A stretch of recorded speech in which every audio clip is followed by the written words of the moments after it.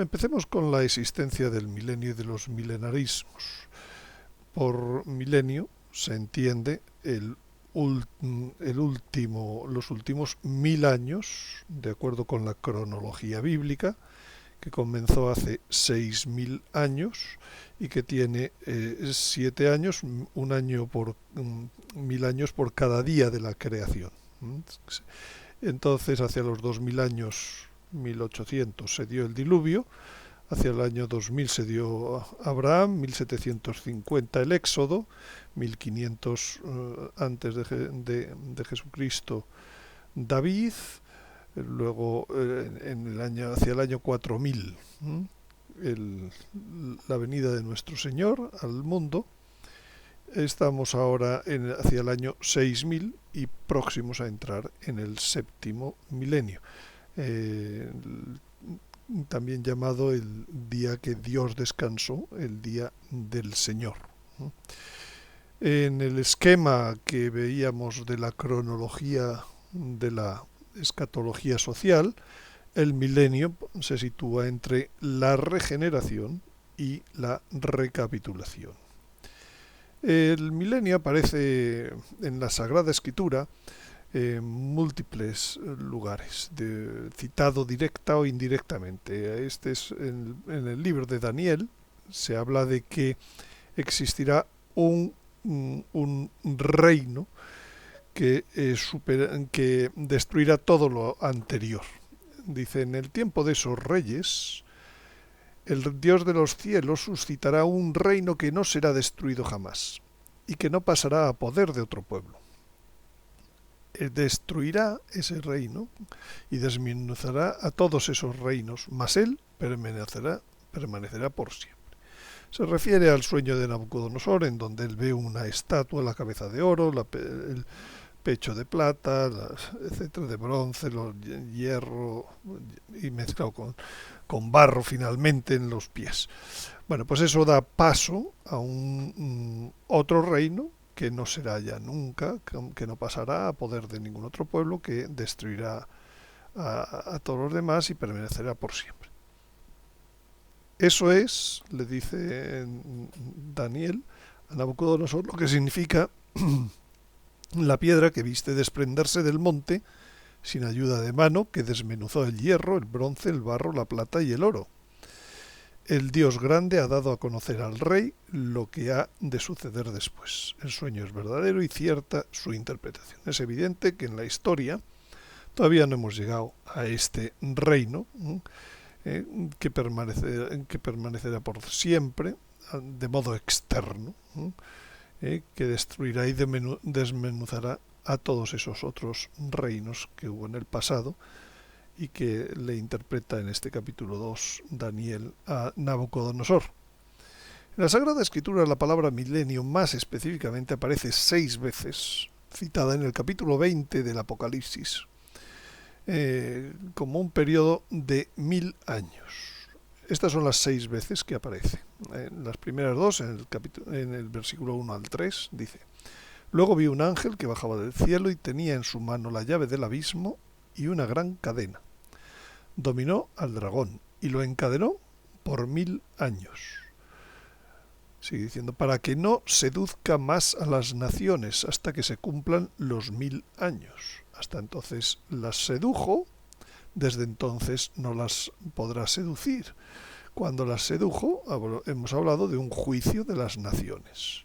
Desde ahí ya no podrá seducirlas, hasta que se cumplan esos 1000 años. Primera característica, primeras 2 veces que lo dice claramente. Siguiendo, en los siguientes versículos dice: Luego vi unos tronos y se sentaron, revivieron y reinaron con Cristo 1000 años. Hay un reino de Cristo de 1000 años.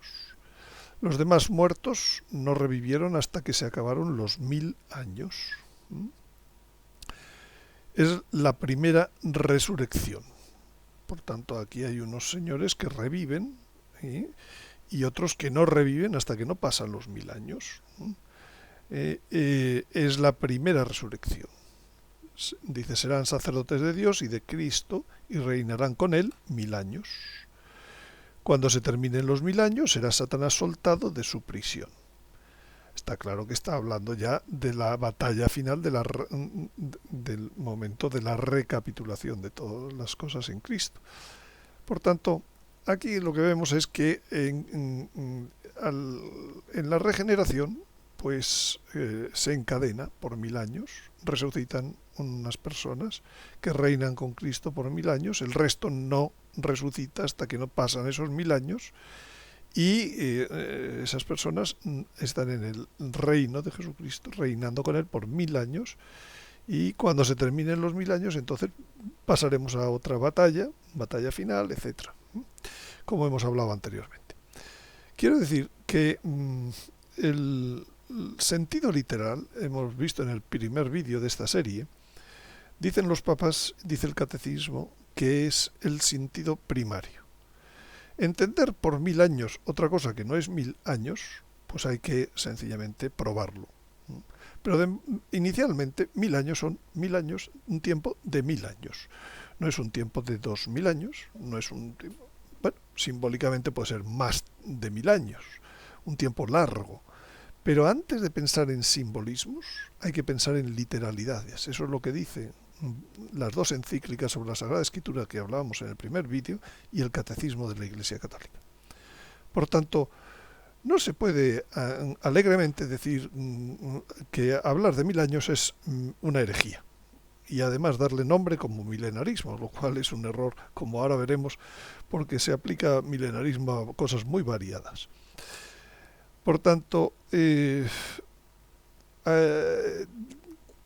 lógico que haya distintas interpretaciones sobre el tiempo después de la escatología social, de esta primera fase de la escatología social, que es el reino de Cristo, que hablen de esa duración.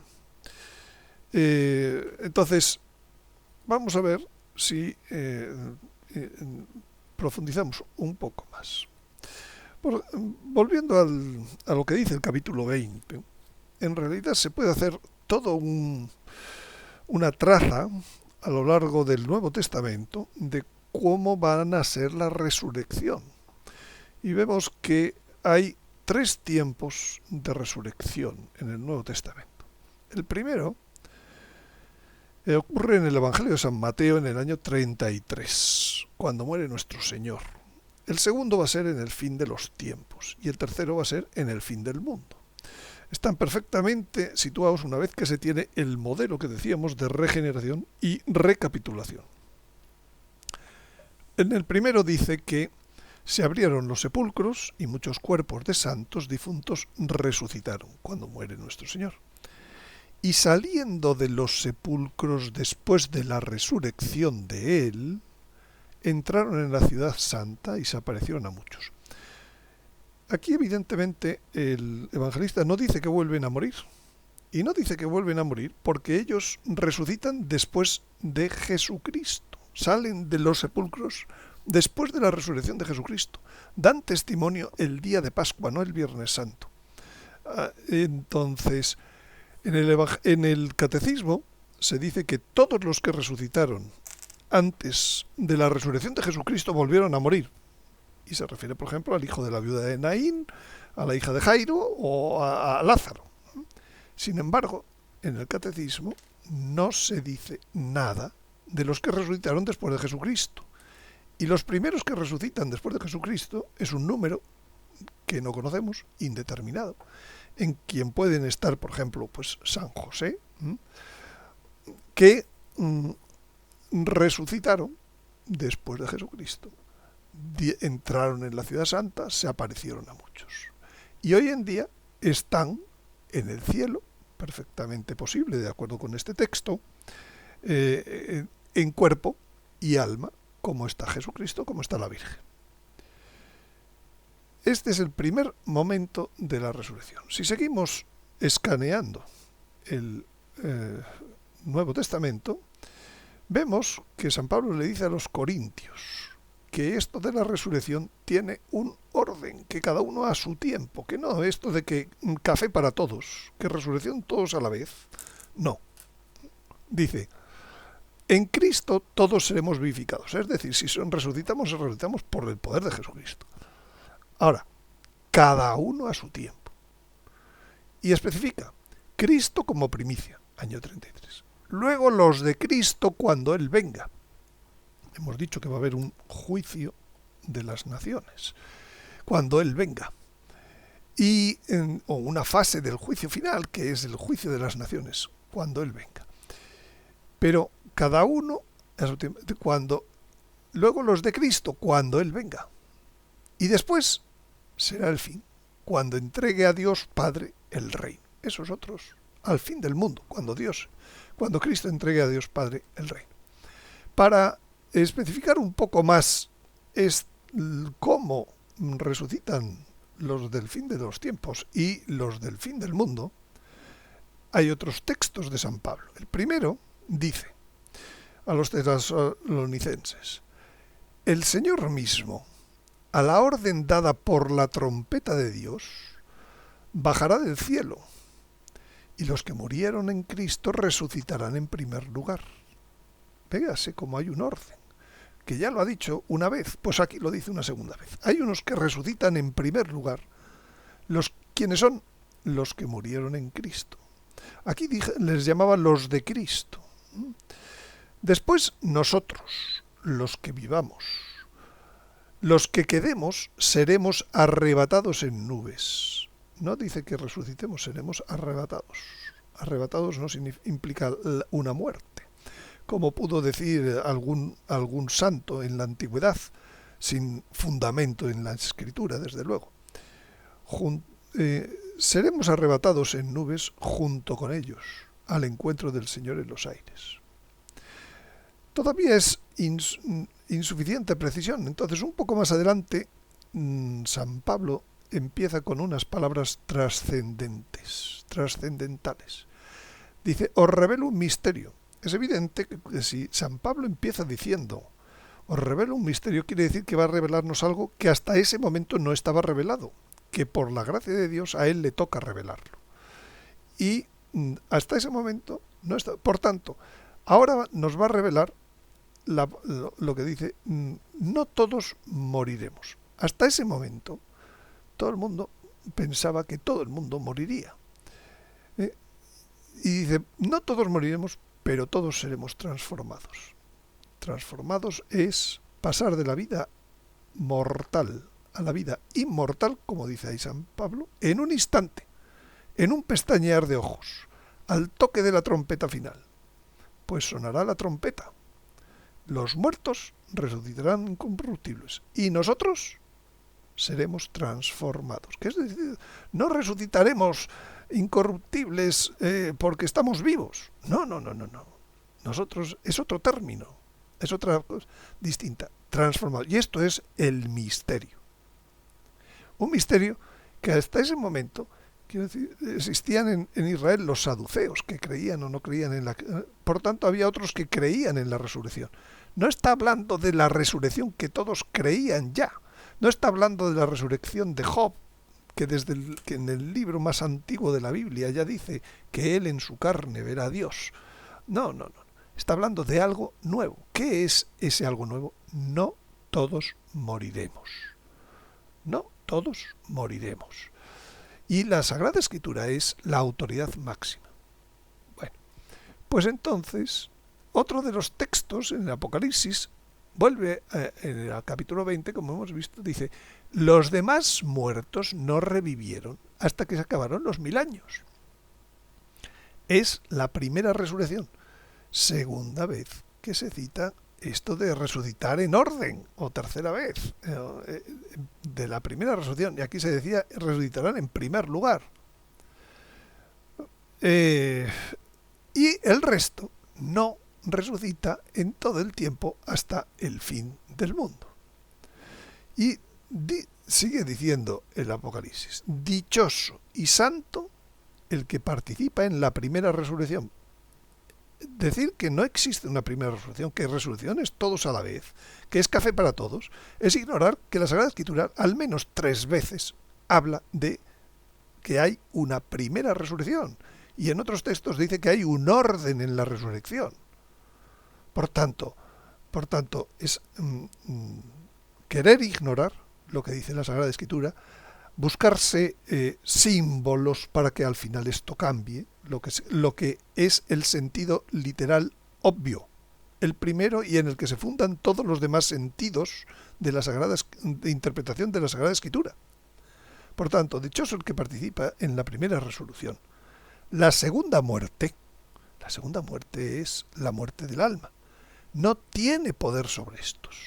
Estos que resucitan ya están confirmados en gracia. Y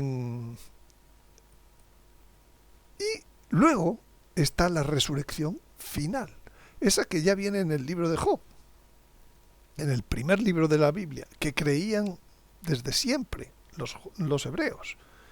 Yo sé que mi Redentor vive, y al final triunfará sobre la muerte, y después de deshecha mi piel, aun en mi carne veré a Dios, la que decía la madre de los macabeos, que estaban siendo torturados. Dios les devolvería la vida. Dice, al cual yo mismo contemplaré y a quien mis ojos verán, y no los de otro. Esto ya lo creía Job. Y al final del mundo, cuando pasen esos 1000 años, los demás muertos revivirán y entonces el último enemigo vencido será la muerte. Este es el esquema de los tiempos de la resurrección. Entre el fin de los tiempos, como dice el Apocalipsis, ya más no existirá la muerte, más allá no habrá muerte, y el fin del mundo, hay un tiempo que lo dice clarísimamente el Apocalipsis, 1000 años, y hasta el tiempo anterior es, como dice también el Apocalipsis, el tempus mortuorum, el tiempo de los muertos, el tiempo en el que había muerte. Por tanto, todo cuadra perfectamente a partir del modelo de la recapitulación y de la regeneración. En el fin de los tiempos es la regeneración, lo que se estropeó con Adán. En el fin del mundo es la unión de todo para que con Dios, para que Cristo sea todo en todos, para que Dios sea todo y en todos. Este es el esquema de la resurrección, que soporta perfectamente el concepto de el milenio y el sentido literal primario de interpretación de la Sagrada Escritura. Ahora bien, en la historia pues ha habido muchas interpretaciones de ese capítulo 20 del Apocalipsis. La primera, la del quiliasmo o carnal de Cerinto, en donde decía literalmente: tras la resurrección, antes de subir al cielo, habrá 1000 años de descanso, en que se dará el 100% del Evangelio. En ese tiempo todos tendrán licencia para las cosas de los sentidos. Todo será holganza y regocijo continuo. Entre los santos, todo convites, fiestas, músicas, festines, teatros, etc. Y cada uno será dueño de un serrallo entero como un sultán. Lógicamente este se le llamó el quiliasmo carnal y fue inmediatamente condenado. Esto que hoy en día pues esto supera lo que hasta creen los musulmanes, ¿no? En su planteamiento alocado. El segundo milenarismo era el judaizante, que defendía Nepos y Apolinar, en el cual decía que el Mesías conquistará por las armas todos los pueblos y naciones, obligando a observar la ley de Moisés y la circuncisión para salvarse. Puesto que es Mesías judío, pues lógicamente pues será una conquista que impondrá su ley. Es algo parecido a lo que ahora mismo pues los fundamentalistas islámicos, ¿no?, que imponen la Sharia en donde conquistan, ¿no? Pues aquí lo mismo, pensaba desde la óptica judía, pues que habría un milenarismo semejante de ese tipo. Luego está el milenarismo mitigado, que dice que Cristo Señor, antes del juicio final, ha de venir visiblemente para reinar en la tierra. Y es el único del cual trata el actual catecismo de la Iglesia Católica en su punto 676. Y del que dice que no se puede enseñar con toda seguridad. Ni siquiera dice que sea una herejía. Dice que con seguridad no se puede enseñar. O sea que dentro de las calificaciones, decir que el Señor va a estar aquí visiblemente como un rey, con su corona, etcétera, reinando con su cetro, pues eso no se puede enseñar con seguridad. Y es el único de los milenarismos que estamos viendo que se trata en el catecismo. Evidentemente, cuando se habla del reinado eucarístico, no se está hablando de una presencia visible del Señor, como la Eucaristía hoy en día no es una presencia visible, precisamente es una presencia real e invisible. Luego han estado los milenarios. Otro milenarismo, o como quieran llamarlo, que soporta este milenio, han sido varios santos, como San Papías, discípulo de San Juan, San Justino, San Irineo, que dicen que habrá un intervalo de tiempo grande entre la venida del Señor, en gloria y majestad, y el juicio y resurrección universal. Bien, quizás no tenían el concepto de dos juicios, pero sí que había un tiempo grande entre una venida y la resurrección universal, que es exactamente lo que dice el capítulo 20 del Apocalipsis. Y San Papías, ahora veremos, oyó esto porque él era discípulo de San Juan directamente. Luego están los amilenios, porque piensan que el milenio es algo simbólico, que se ejecuta desde el día del Calvario, que murió nuestro Señor, hasta el juicio final.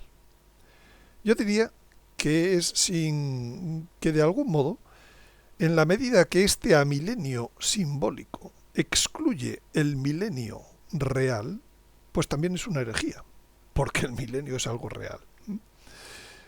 Bueno, entonces, el quiliasmo ha sido condenado por los escritos de Eusebio de Cesarea, por los escritos de San Epifanio, San Jerónimo, San Agustín.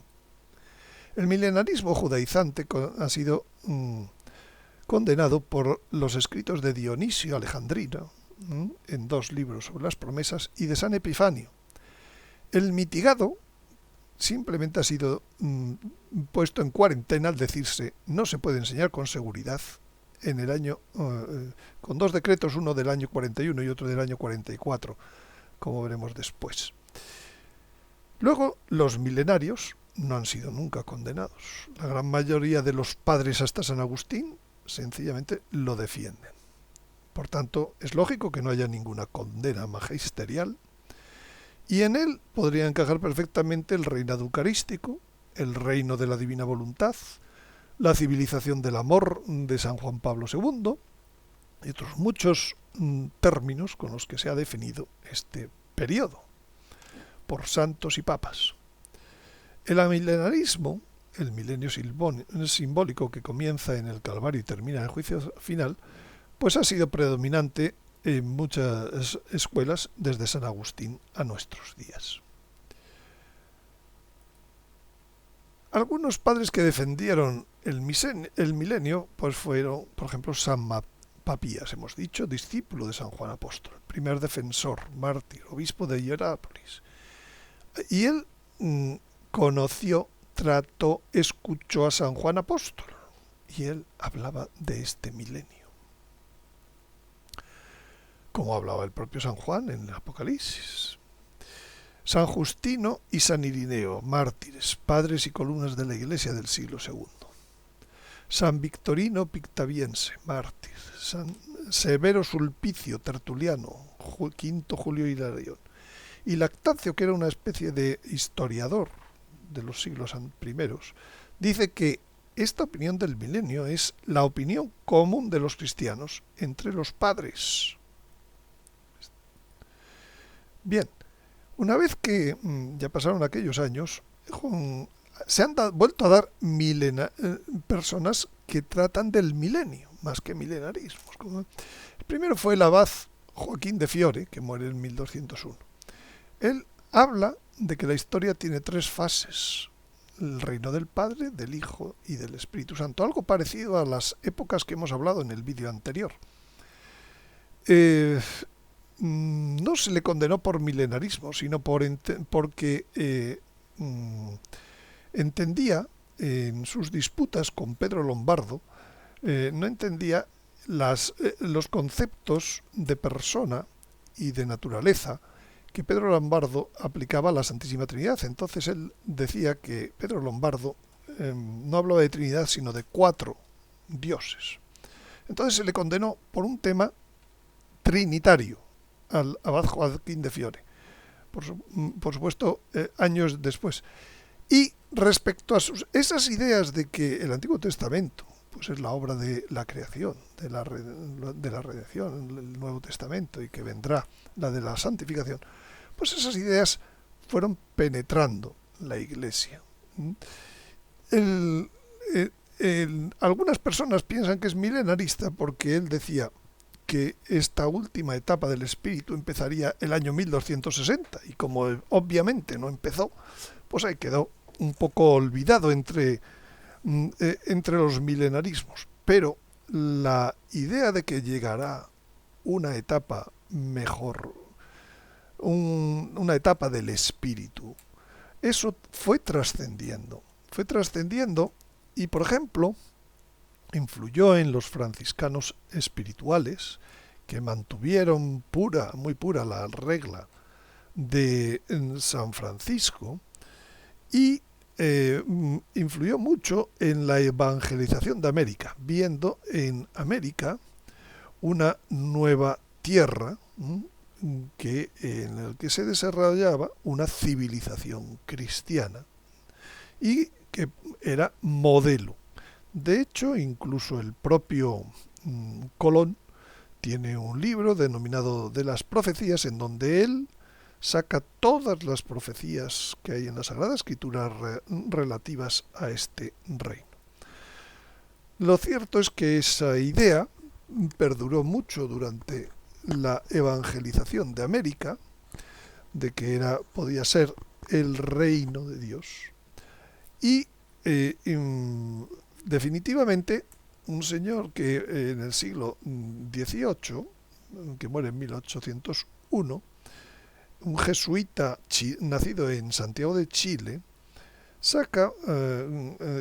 hace un estudio en profundidad de todo lo que puede ser esta segunda venida, con una interpretación principalmente literal de la Sagrada Escritura. Y termina en 1790, es su obra que se llama Venida del Mesías en Gloria y Majestad, que se publica con seudónimo en 1812. Es la época en donde el Papa disuelve la Compañía de Jesús y él muere en Italia. Y de estas ideas, sin embargo, una vez que se publican, tienen gran difusión. Gran difusión no solo entre los católicos, sino entre los protestantes, porque sencillamente es una interpretación muy lógica y piadosa de la Sagrada Escritura. Y entonces, pues la Iglesia, ante ante la conmoción de estas ideas, simplemente ese libro lo ponen de momento en cuarentena, en el índice de libros prohibidos, que parece una condena doctrinal, pero no lo es. Muchos libros han entrado y han salido de ese índice y que por tanto no son condenas.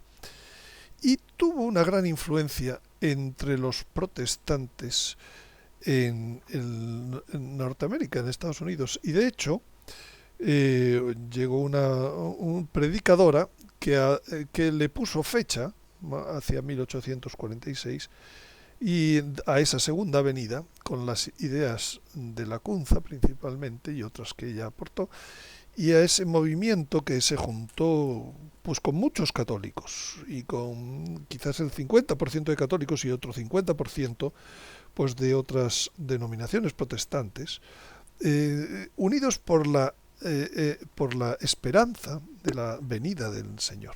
Esos son los que hoy en día, después de distintos avatares, han venido a ser los adventistas. De algún modo, pues todos esperamos la venida del Señor. De algún modo, pues en ese sentido tenemos de común muchas cosas. Y la condena o la calificación de que no se puede estudiar, no se puede enseñar con seguridad, precisamente vino de unas consultas que hizo el obispo de Santiago de Chile a la Sagrada Congregación de la Fe, porque Manuel Lacunza vino a ser un prohombre chileno. Y se conocían y se seguían sus... De ahí que la propia Iglesia de Chile preguntó a la Sagrada Congregación de la Fe si estas doctrinas pues se podían enseñar. La respuesta es con seguridad no, pero tampoco se le ha condenado como una herejía. Bien, por tanto, como ve, se puede, el tema del milenarismo es amplio, el tema del milenarismo no es sencillo. Hay un estudio profundo y muy adecuado en el web Los últimos tiempos de del señor Alberto Villasana. Aquí tienen el enlace que les recomiendo desde este punto de vista. En otras cosas yo no estoy de acuerdo con lo que dice el señor Alberto Villasana sobre la interpretación, pero en este punto en concreto creo que es muy bueno el estudio que ha hecho sobre el milenarismo.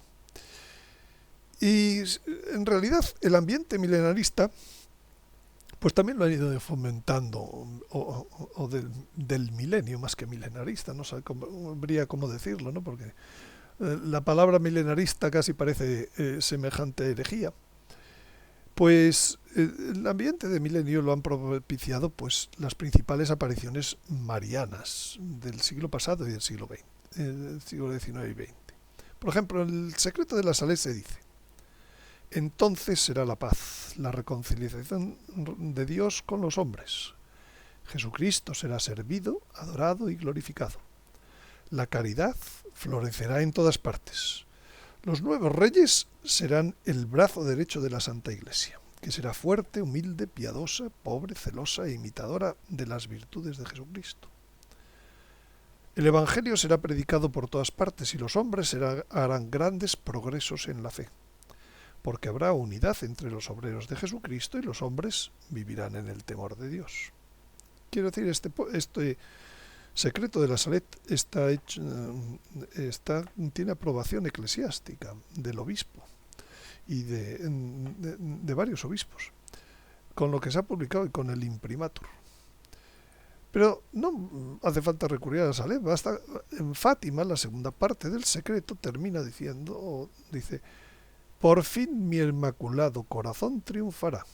El Santo Padre me consagrará a Rusia y se convertirá. Y será concedido al mundo un tiempo de paz. En Ámsterdam, también aparición aprobada por la Iglesia, dice: cuando el dogma, se refiere al quinto dogma mariano, el último dogma de la historia mariana sea proclamado, entonces la Señora de todos los pueblos dará la paz, la verdadera paz al mundo. Sin embargo, los pueblos, junto con la Iglesia, tienen que rezar mi oración. La verdadera paz, pueblos, ese es el reino de Dios. El reino de Dios está más cerca que nunca. He dicho. Evidentemente se está haciendo referencia a ese periodo de 1000 años. En Garabandal se dice: tras el castigo, que es el fin de esta época, habrá una gran paz y el mundo entero se convertirá. La Iglesia y el mundo entero cambiarán tanto que no lo podemos imaginar. En la primera parte del siglo XX, pues también se fue fraguando el ambiente de llegada de un fin de los tiempos con un tiempo de paz en la tierra. Por ejemplo, el cardenal John Henry Newman, que es santo, muerto en 1890, él habló de los sermones sobre el anticristo, que lo pueden encontrar en internet. San Juan Bosco, muerto en 1888, él habló de los sueños proféticos, en donde hablaba de todas estas luchas finales de la Iglesia en esta época. En 1900 muere Vladimir Soloviov, que es el converso ruso ortodoxo muy famoso, que escribe el breve relato sobre el anticristo, sobre cómo será el desarrollo de esos tiempos del anticristo. En 1914 muere Robert Benson, que es otro converso anglicano, que escribe El amo del mundo. Hoy en día es una recomendación de lectura del Papa Francisco a todos los cristianos y católicos.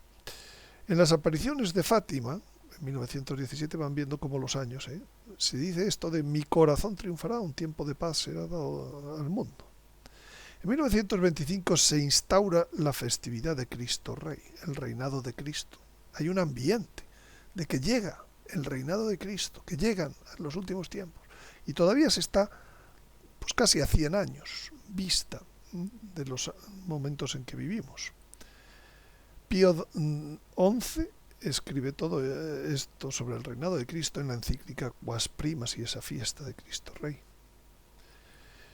Y en 1948, después de la Segunda Guerra Mundial, se da la primera gran señal escatológica cumplida, la vuelta de los judíos a Israel.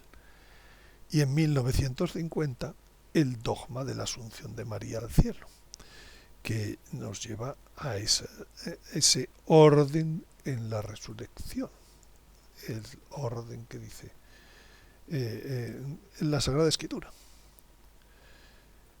Bien, bueno, pues aclarado entonces un poco el tema del milenarismo, quisiera ahora ver también algo que es en el estado de pobreza científica de los estudios teológicos actuales sobre esas señales profetizadas, especialmente cuando ya se ha cumplido la gran señal de la vuelta de los judíos a su tierra y la creación del Estado de Israel, que ahora veremos.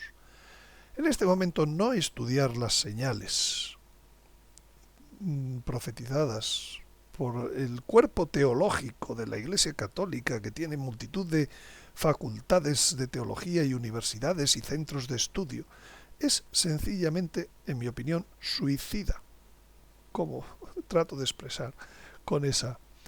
Es querer reducir otra vez, esperar que el pueblo vaya primero que los teólogos, como decía Benedicto XVI. Muchas gracias por su atención. Como siempre, pueden tener más información en el web garabandal.org.es, donde pueden encontrar a la venta estas diapositivas, y en el canal de YouTube y en el canal de suscripción a novedades de vimeo.com /on demand/hipótesis.